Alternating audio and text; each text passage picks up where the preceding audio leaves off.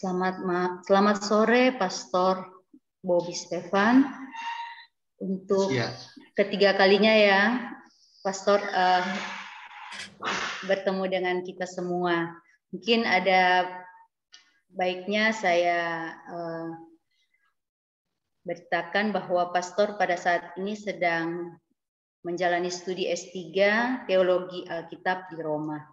Dan kita bersyukur sekali malam hari ini Pastor bisa meluangkan waktu untuk memberikan renungan pada kami. Dipersilakan, Pastor. Baik, apakah layar saya sudah tampil? Ya, sudah, Pastor. Baik. Saudara-saudari yang terkasih, para suster, frater, mungkin ada juga Romo, Bruder, dan saudara-saudari yang terkasih, suatu kebahagiaan bagi saya untuk boleh berbagi apa yang coba saya kumpulkan dari beberapa sumber mengenai sejarah dan makna doa Salam Maria. Baik, kita mulai saja karena materinya cukup padat ya. Nanti kalau ada pertanyaan, silahkan diketik di kolom chat ya. Silahkan diketik supaya nanti bisa kita diskusikan bersama. Baik. Doa Salam Maria itu sebenarnya ada dua bagian ya. Bagian pertama, Salam Maria penuh rahmat Tuhan sertamu, sampai terpujilah buah tubuhmu Yesus. Lalu ada bagian yang kedua. Nah, kenapa ada bagian pertama dan bagian kedua? Itu karena memang doa Salam Maria ini sejarahnya lumayan panjang. Ya, sejarahnya lumayan panjang. Setiap bagian itu punya sejarah tersendiri.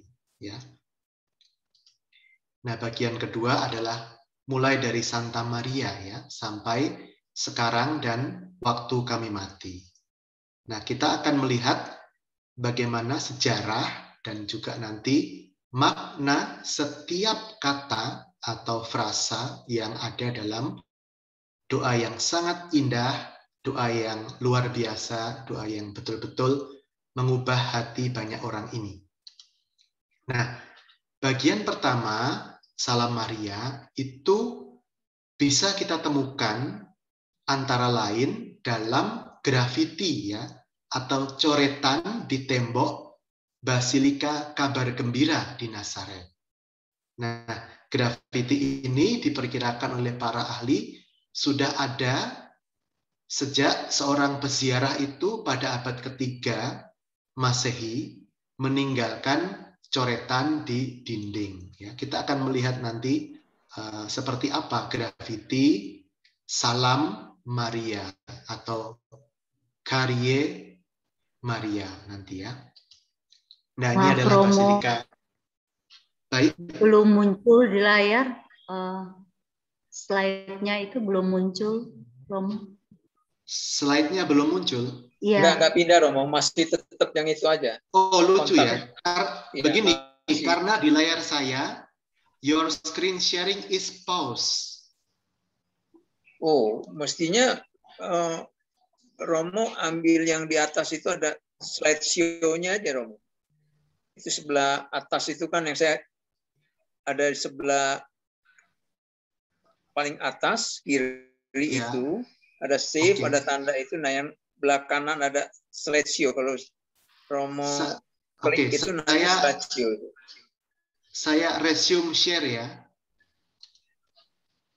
Ini keluar nih, Romo. Oke ya. Oke, sedikit kita ulang ya. Oke. Hanya untuk sekilas saja ya. Ya. Sekarang sudah terlihat atau masih resume? Ini masih kelihatan bangunan. Oh, lucu ya. Kenapa lalu selalu berhenti? Oke, nggak apa-apa. Nah, ini keluar lagi nih. Salam Maria terdiri dari dua bagian. Oke ya. Ya, bagian pertama, bagian kedua sangat mudah.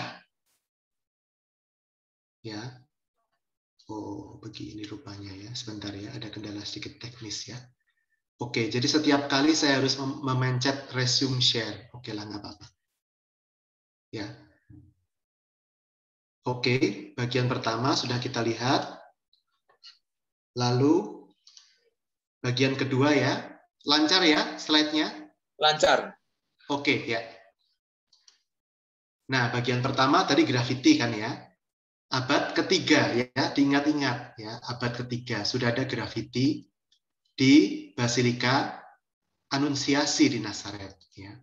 Nah, ini gambarnya basilikanya bagi yang sudah pernah tentunya ingat, dan bagi yang belum pernah mudah-mudahan Tuhan memberikan jalan supaya bisa berziarah ke sana ya.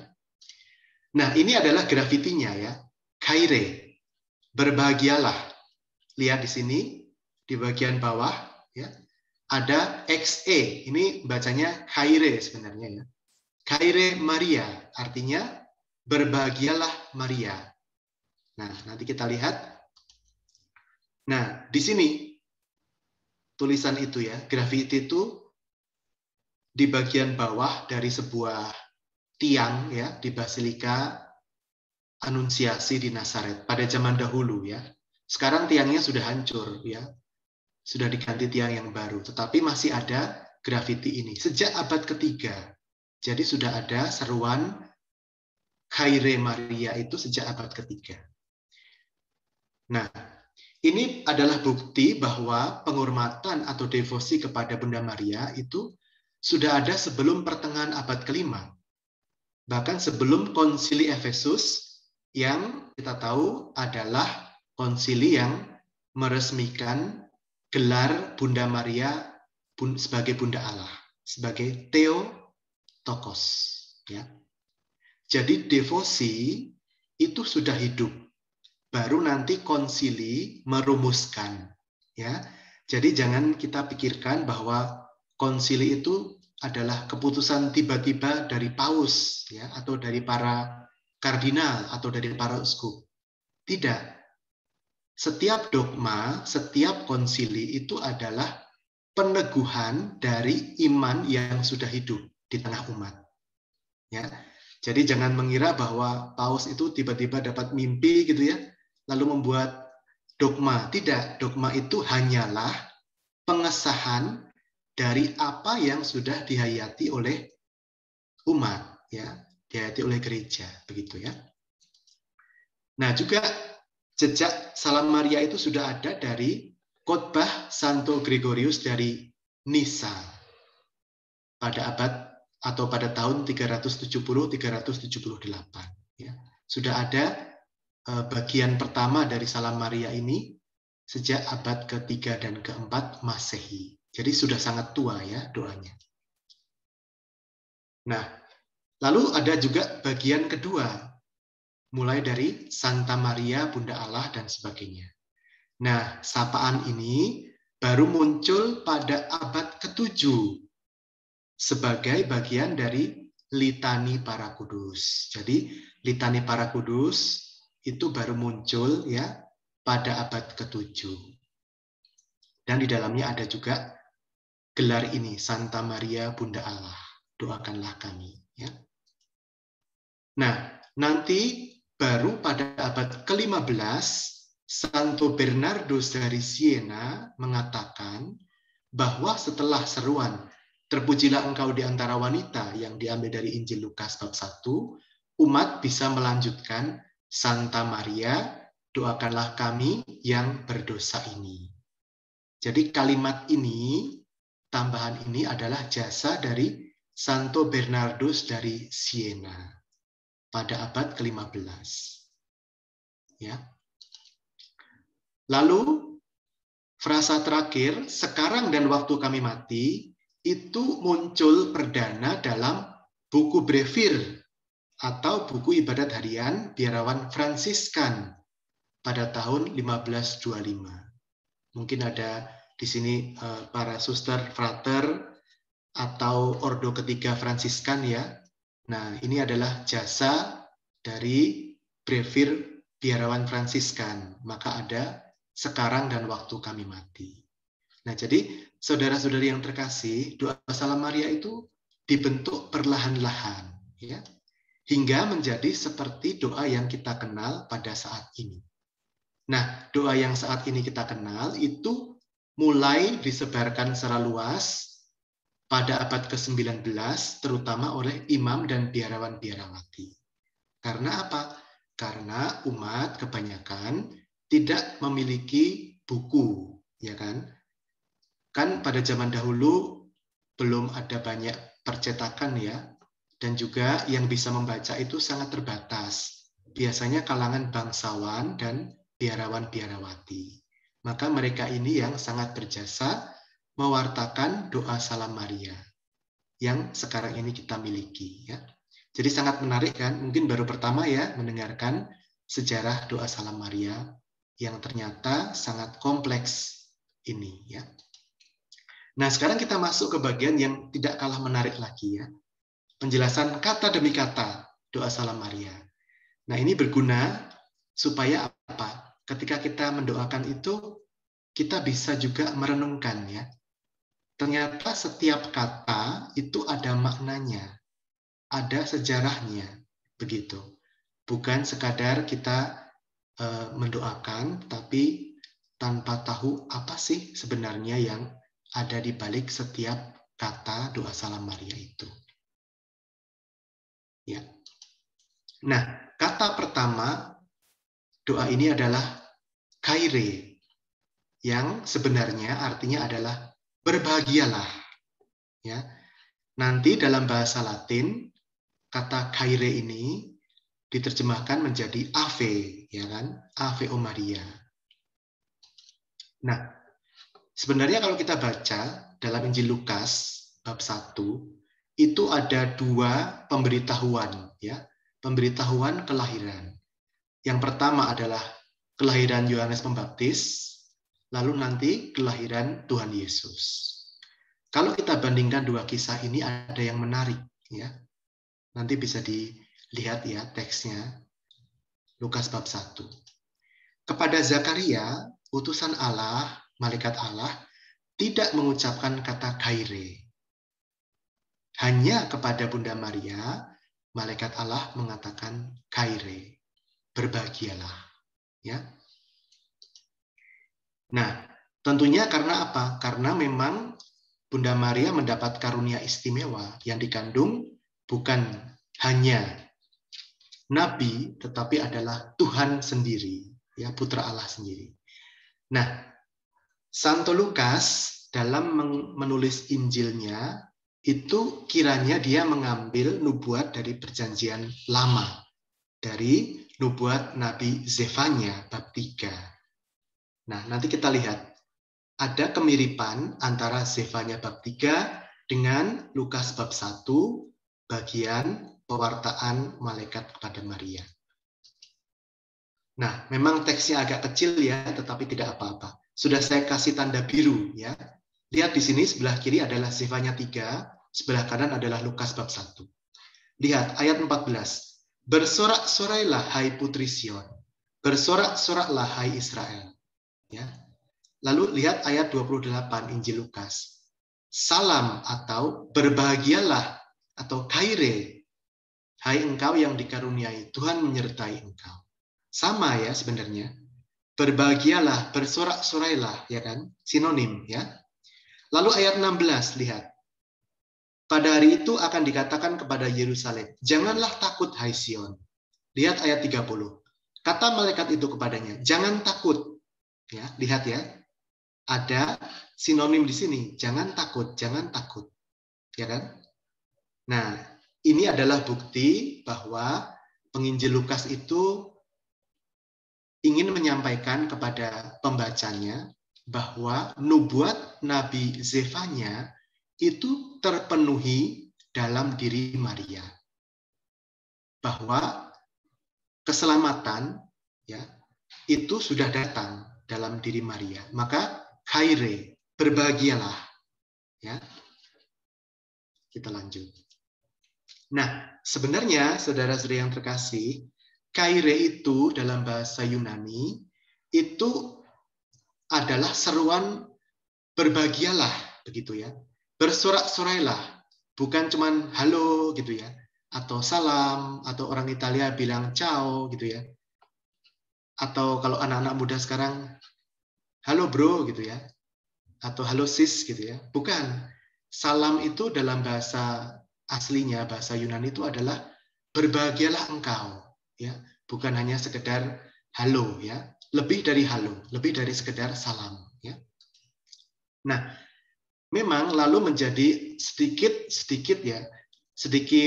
hilang di dalam terjemahan dalam bahasa Latin dan juga dalam bahasa Indonesia. Karena bahasa Latin memakai ave yang artinya adalah salam. Ya kan? Yang digunakan selama berabad-abad. Ave o Maria, piena di grazia, begitu kan dalam bahasa Italia misalnya. Ya. Nah, sebenarnya ketika kita mendoakan salam itu sebenarnya yang dimaksud adalah berbahagialah Maria. Begitu ya, bukan cuman salam, halo, kula nuwun, punten gitu ya, bukan cuman itu. Tapi adalah berbahagialah engkau Maria. Ya. Itu sebenarnya dalam bahasa Yunani. Nah, lalu salam Maria ya kan kata kedua. Nah, ini menarik juga ya. Lihat Injil Lukas bab 1 ayat 28. Kalau kita cermati di sana, nama Maria tidak segera muncul setelah kata salam. Lihat di sini ya. Malaikat Gabriel berkata, "Salam, hai engkau yang dikaruniai." Ya. Nah, nanti baru pada ayat 30 muncul nama Maria. Janganlah takut, hai Maria. Perhatikan ya, nama Maria itu tidak di sini. Bukan langsung salam Maria, enggak. Malaikat Gabriel mengatakan, "Salam, hai engkau yang dikaruniai." Nah, sementara kalau kita berdoa, kita menyebut nama Maria langsung ya. Salam Maria. Kita tidak mendoakan salam hai engkau yang dikaruniai seperti dalam Alkitab. Ya. Nah, ini sebenarnya hanya untuk mempermudah saja. Yaitu bahwa kita sedang berdoa melalui perantaraan Maria. Jadi salam langsung kata Maria. Tetapi yang dimaksud adalah Maria sebagai engkau yang dikaruniai. Ya, dalam Injil Lukas bab 1. Jadi memang doa-doa itu kadang-kadang tidak persis dengan Alkitab, tetapi intinya sama. Ya, intinya sama. Nah, ini yang menarik ini ya. Nama Maria itu dalam bahasa Aram itu adalah bahasa sehari-hari Tuhan Yesus ya. Terdiri dari 3 huruf konsonan, M, R, dan Y. Mem, Resh, dan Yod. Ya. Nah, lazimnya 3 konsonan M, R, Y ini dibaca Miriam. Ya. Kadang-kadang bisa dibaca juga dalam bahasa Arab, misalnya Maryam. Ya kan? Maka ada film kan, yang bintangnya Maudy Kosnaedi itu ya, Ave Maryam, ya kan? Itu dari bahasa Arab. Ya, sama-sama dari konsonan M, R, dan Y, ya. Miriam atau Maryam, sama saja. Ya, yang menjadi dalam bahasa Indonesia menjadi Maria. Ya. Nah, kemungkinan besar nama ini berasal dari bahasa Mesir. Kita tahu Mesir itu pengaruhnya sangat besar ya. Karena apa? Ada Mesopotamia, ya kan? Ada kerajaan-kerajaan yang besar waktu itu, yang juga meluas kuasanya sampai ke Palestina, sampai ke Israel. Nah, kita ingat juga dalam Perjanjian Lama, dalam Kitab Keluaran, ada juga nama MRY, Miriam, ya, yang adalah saudarinya, kakak perempuan Nabi Musa. Keluaran bab 15, ya. Jadi kemungkinan orang tua Bunda Maria itu mengambil nama Miriam ini sebagai nama putrinya. Ya, kemungkinan nama Maria itu diambil dari Miriam, MRY. Ya. Baik. Nah, MR salah satunya dalam bahasa Mesir berarti kasih. Ya. MRY berarti yang dikasihi. Berarti Miriam atau Maria itu adalah dia yang dikasihi. Jadi sekarang yang punya nama Maria tahu ya, bisa tidur nyenyak ya setelah mendengarkan penjelasan saya ini. Oh, Maria itu artinya ia yang dikasihi. Mungkin selama ini nggak tahu ya arti nama Maria. Ya. Kalau Yosef, saya lihat ada juga beberapa Yosef yang hadir ya, Pak Yosef atau Mas Yosef. Yosef itu ia yang menumbuhkan, ya, ia yang menumbuhkan. YSP itu Yosef. Kalau Maria, ia yang dikasihi. Nah, memang pantas sekali Maria disebut yang dikasihi karena memang dikasihi oleh Allah. Lihat saja Lukas bab 1. Janganlah takut hai Maria sebab engkau beroleh kasih karunia di hadapan Allah. Ya kan? Jadi sesuai dengan apa yang dikatakan malaikat. Luar biasa ya. Namanya sesuai dengan perkataan malaikat juga.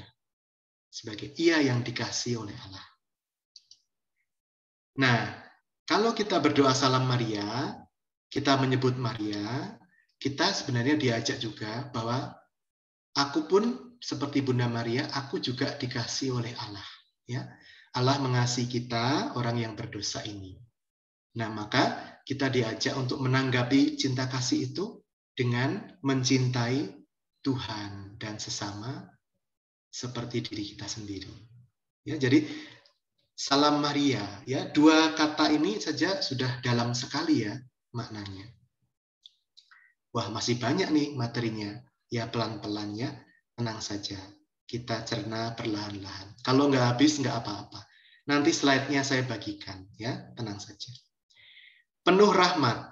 Nah, penuh rahmat itu dari bahasa Yunani, ke charito mene, ya, yang dikaruniai. Ya, di sini, Lukas bab 1. Nah, salam, hai engkau yang dikaruniai. Tadi kan, langsung ya, salam, bukan Maria. Salam, hai engkau, wanita atau gadis yang dikaruniai. Nah, jadi kata ini adalah pengganti nama diri Maria. Ya, jadi luar biasa ya, Maria itu namanya dipanggil belakangan, tetapi kualitas dirinya yang diakui pertama-tama oleh malaikat. Ya, seperti begini ya, misalnya ada tamu gitu ya, ada tamu tiba-tiba ketok pintu rumah bapak ibu gitu ya, tok tok tok, lalu dibuka, lalu tamunya langsung bilang, salam hai orang yang baik. Wah, kan kaget ya, siapa ini? Kok dia memuji saya sebagai orang baik, ya kan? Wah, berarti mungkin dia sudah tahu bahwa saya ini orang baik, gitu ya. Mungkin ada yang pernah cerita sama dia. Nah, sama, malaikat sudah diberitahu oleh Allah bahwa Maria ini adalah hai engkau yang dikaruniai. Nanti baru namanya disebut belakangan. Ya. Jadi kualitas dirinya sudah disebutkan pertama. Ya. Nah, Tuhan sertamu. Ya, ini luar biasa ya. Bunda Maria itu wanita yang tangguh ya. Karena apa? Ada nubuat Simeon kan pada Maria. Sesungguhnya anak ini ditentukan untuk menjatuhkan atau membangkitkan banyak orang di Israel dan untuk menjadi suatu tanda yang menimbulkan perbantahan dan suatu pedang akan menembus jiwamu sendiri, Maria, supaya menjadi nyata pikiran hati banyak orang. Jadi Bunda Maria luar biasa. Tugas mulia tetapi juga suatu pedang penderitaan besar akan dialami Maria. Ya. Nah, karena Maria nanti akan melihat dengan mata kepala sendiri bagaimana Yesus itu wafat di kayu salib secara hina. Ya, jadi nubuat itu betul-betul terlaksana ya. Pedang itu betul-betul nyata. Nah, tetapi dikatakan oleh malaikat, Tuhan menyertai engkau. Ya.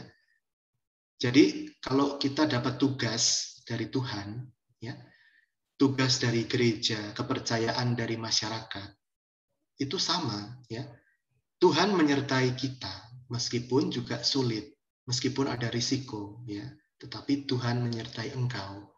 Tenang saja, lakukan saja, minta tolong bantuan Tuhan, Tuhan menyertai engkau. Ya. Nah, Bunda Maria tentu juga membaca Perjanjian Lama ya. Di sana misalnya dalam Keluaran Tuhan sudah bersabda kepada Musa, bukankah aku akan menyertai engkau?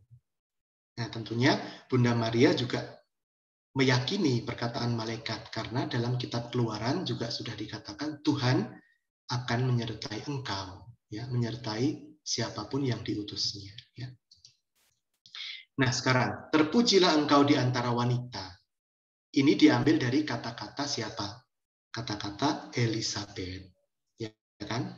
Elizabeth mengatakan, diberkatilah engkau di antara semua perempuan, ya, dan diberkatilah buah rahimmu. Nah, Maria menjadi kemah suci, ya kan? Dia mendapat karunia mengandung dari Roh Kudus untuk melahirkan Tuhan Yesus. Ya. Nah, dan terpujilah buah tubuhmu Yesus. Nah, ini dalam bahasa Indonesia memang terpujilah buah tubuhmu Yesus. Ya. Buah tubuhmu. Agak sedikit terlalu umum begitu ya. Karena memang merupakan terjemahan bebas dari bahasa Yunani ya. Nah, bahasa Yunaninya apa sebenarnya? Ini rahim, ya kan? Diberkatilah buah rahimmu, ya, atau koilia dalam bahasa Yunani. Jadi terpujilah buah rahimmu sebenarnya, buah tubuhmu. Tubuh menjadi agak sedikit umum ya, buah tubuh. Tapi yang dimaksud adalah sebenarnya buah rahim, ya. Nah ini. Dengan berdoa terpujilah buah rahimmu atau buah tubuhmu, kita memuji Maria yang telah menerima kehormatan istimewa sebagai wanita untuk mengandung Tuhan Yesus dalam rahimnya. Dan tentunya ini adalah ajakan bagi kita, wanita dan pria, untuk mencintai dan menghargai kehidupan sejak terjadinya pembuahan. Ya kan? Seperti ajaran Gereja Katolik. Dalam Evangelium Vitae, ya, Paus Yohanes Paulus mengatakan bahwa sayangnya ada orang yang berusaha membenarkan pengguguran karena beranggapan bahwa hasil pembuahan setidak-tidaknya sampai hari tertentu belum dapat dipandang sebagai hidup manusiawi seorang pribadi. Ya, padahal tentunya para dokter di sini bisa menjelaskan dengan sangat gamblang bahwa sejak terjadinya pembuahan itu sudah ada kehidupan. Ya, bukan lalu 7 hari sudah pembuahan baru ada kehidupan. Tidak, sudah ada sejak awal. Maka perlu dijaga. Ya. Ini Evangelium Vitae ya, 60. Ya. Oke. Jadi manusia sejak dalam pembuahan. Ya. Jadi sebenarnya Alkitab itu sudah memuat ajaran yang mungkin kita kira modern. Ya. Tentang pembuahan, tentang pengetahuan awal hidup manusia. Orang 2000 tahun lalu udah tahu kehidupan itu sejak dalam rahim, ya kan? Nah, cuma orang sekarang kok tiba-tiba mengarang-arang begitu ya. Mengarang-arang, oh belum bayi, belum manusia kalau masih umur sebulan gitu ya. Enggak. Malaikat sendiri sudah bilang, terpujilah buah rahimmu, Elizabeth mengatakan terpujilah buah rahimmu, ya kan? Nah, sekarang kita masuk ke bagian kedua ya. Bagian pertama sudah habis, ya kan? Nah, bagian kedua ini dari abad ke-7, ya. Santa Maria. Nah, Maria disebut Santa. Kenapa? Karena memang dikandung tanpa noda dosa, ya. Sementara santo-santa lain itu harus berjuang melawan kuasa dosa untuk meraih kesucian mereka. Kalau Bunda Maria, kita percaya bahwa beliau sudah dikandung tanpa noda dosa. Ya. Lebih tinggi daripada santo-santa yang lain. Maka dalam devosi Katolik menjadi peringkat pertama ya Bunda Maria itu. Hiperdulia devosinya. Devosinya tingkat tertinggi ya.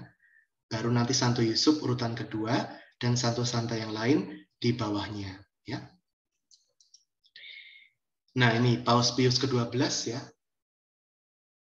Oh sorry, ke-9 maksud saya. Dari abad ke-12 sampai ke-19 ada perdebatan. Nah, Paus Pius menetapkan dogma pada 1854 ya. Maria sebagai dikandung tanpa noda dosa ya. Oke. Nah, Bunda Allah, Santa Maria Bunda Allah, ya kan? Bunda Allah karena memang Yesus adalah putra Allah. Nah, begitu kan? Jadi sangat masuk akal ya. Karena Yesus punya dua kodrat sebagai manusia dan kodrat Allah, maka yang mengandung beliau pantas disebut sebagai Bunda Allah ya. Nah, ini adalah Konsili Efesus pada tahun 431 ya, yang menegaskan bahwa perawan Maria adalah Bunda Allah. Karena yang dilahirkan bukan manusia biasa, tapi putra Allah ya. Sejak tahun 431. Nah, dengan menyatakan doa Salam Maria Bunda Allah, nah kita juga mengimani Yesus yang adalah putra Allah ya. Jadi tanpa sadar kita berdoa itu juga mengungkapkan iman kita ya akan Yesus. Nah, doakanlah kami. Nah, mengapa doakanlah kami? Karena Maria adalah perantara. Ya kan? Perantara. Contohnya sangat jelas ya, dalam pesta perkawinan di Kana terjadi kekurangan anggur dan Bunda Maria yang pertama kali melihat ya, anggurnya kurang. Dan Bunda Maria yang meminta kepada Yesus supaya melakukan sesuatu. Ya. Nah, ini adalah bukti Alkitab bahwa Maria itu berperan sebagai perantara yang luar biasa. Ya. Bunda Maria itu melihat kita setiap hari. Ketika kita sampaikan doa kita, beliau sampaikan kepada Yesus. Ya. Sebagai seorang ibu yang melihat kita dari dekat. Ya. Yang berdosa ini, nah ini menarik ya, karena surat pertama Yohanes menulis, jika kita berkata bahwa kita tidak berdosa, maka kita menipu diri kita sendiri. Dan kebenaran tidak ada di dalam kita.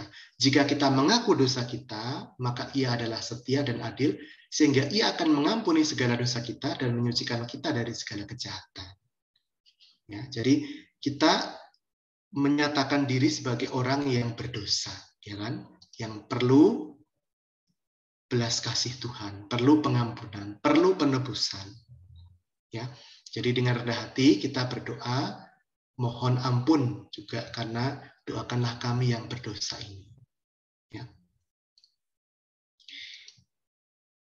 Nah, sekarang ya kan, Matius bab 6. Janganlah kamu khawatir akan hari besok, karena hari besok mempunyai kesusahannya sendiri. Kesusahan sehari cukuplah untuk sehari. Ya, jadi bagi Yesus itu yang penting itu apa? Hari ini, ya kan?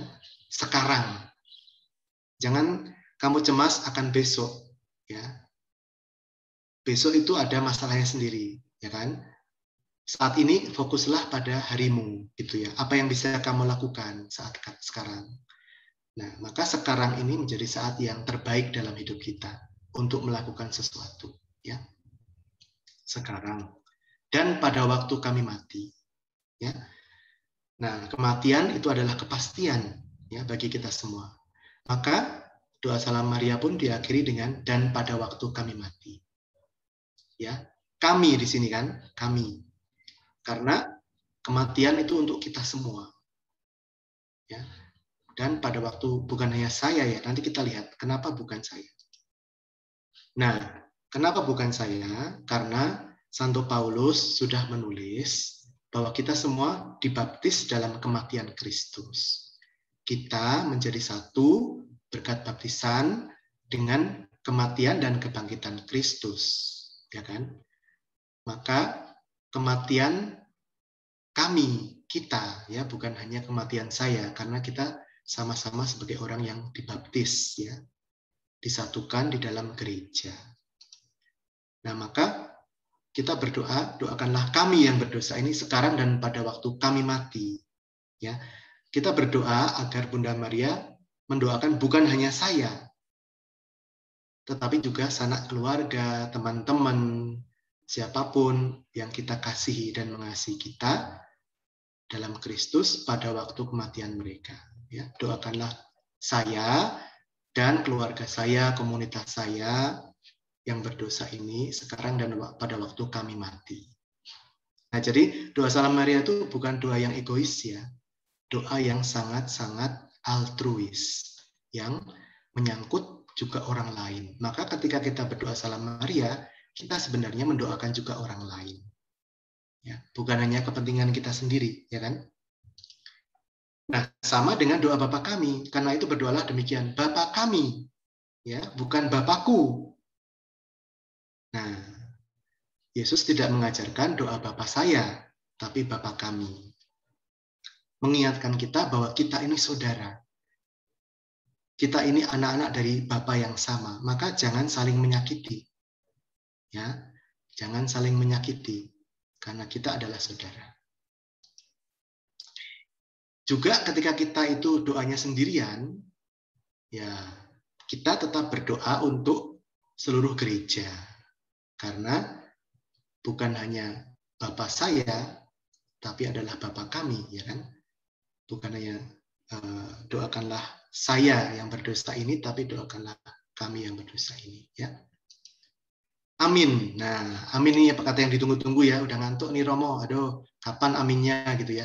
Amin itu dari bahasa Ibrani aman, ya, yang berarti meneguhkan, ya, menyetujui gitu ya. Nah, menjadi amen dalam bahasa Inggris atau amin dalam bahasa Indonesia. Nah, dalam bahasa Ibrani aman itu terkait juga dengan kata lain yaitu emet, yaitu kebenaran.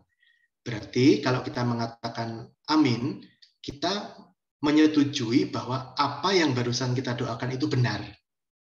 Itu ya. Jadi amin itu, oh benar, gitu loh. Amin. Oh saya setuju. Nah begitu. Artinya amin itu ya. Nah, tapi juga ada singkatan sebenarnya. Amen, ya, itu dalam bahasa Ibrani adalah akronim singkatan dari al atau el, melech, neeman. A, me, en, ya, amen. Artinya Tuhan Raja, melech, Malki, ya, yang patut dipercaya. Eman, tadi kan benar, ya, yang dipercaya. Ya, Tuhan Raja yang patut dipercaya, ya, amin. Jadi Engkaulah Tuhan Raja yang patut dipercaya. Nah, ini saya sekarang mau minta tolong nih ya pada semuanya saja. Saya sedang mengumpulkan naskah doa Salam Maria dalam aneka bahasa nasional dan bahasa daerah. Maka silakan menyumbang naskah ya.